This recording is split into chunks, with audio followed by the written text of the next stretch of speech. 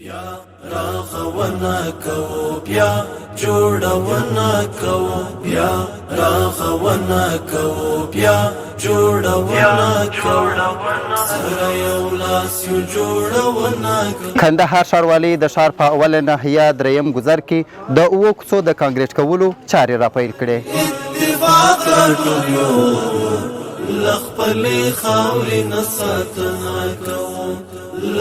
د دغه کوڅو د رغولو چارې نن رسما د کندهار ښاروالۍ د مرستیال مفتي قدرت الله الوصال لخوا د پټي په پرې کولو سره راپیل شوې چې تقریبا 909 متره اوږدوالی لري. د 2 میاشتو په موده کې به یې رغنیزې چارې بشپړې شي. په بنیادي توګه باندې به دا جوړیږي.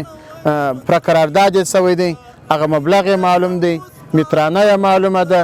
د شرکت د انجینرانو د خوا څخه هم نظارت کیږي، د ښاروالۍ د انجینرانو د خوا څخه هم پر نظارت کیږي. هغه وخت د تاییدي مکتوب ورکول کیږي چې کله 100% کې پر هغه معیارو باندې کار وشي، کوم معیارونه چې د اوله سره ورته لیکل شوي دي د ښاروالۍ د ناحیې د خوا څخه هغه پر نظارت کیږي. او انشاءالله زموږ که کاریګر دی، که انجینران دی، که شرکت دی، هر یو په دا کارو کې در اوسه پورې هغه مخلص ثابته شوي دي. انشاءالله ښه کار به کوي. په دغه ستره او رغنیزه پروژه کې 204 کسانو ته د کار کولو زمینه برابره شوې ده چې 26 کسان په مسلکي ډول او 258 کسان په غیر مسلکي ډول کار کوي. منم ګلالۍ وي، موږ د کندهار د ښاروالۍ څخه ډېر مننه کوو چې موږ پر کار کولو. ډېر خوشحاله یم د دوی څخه مننه کورې ودان چې موږ د کاروبار راپیل کړي. سایټ کلیرنس په نامه باندې چې موږ د ساحات سره کمته کوو آماده کوو یې.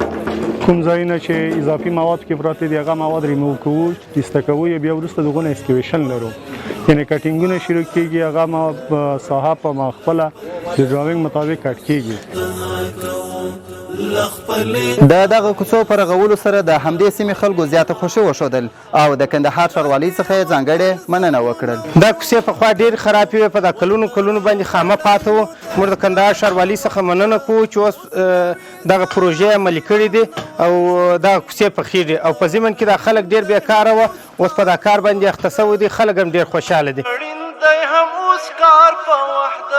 غیګای امن دا د جنگ له اورا وسیله هر څه نه پالنه کوو.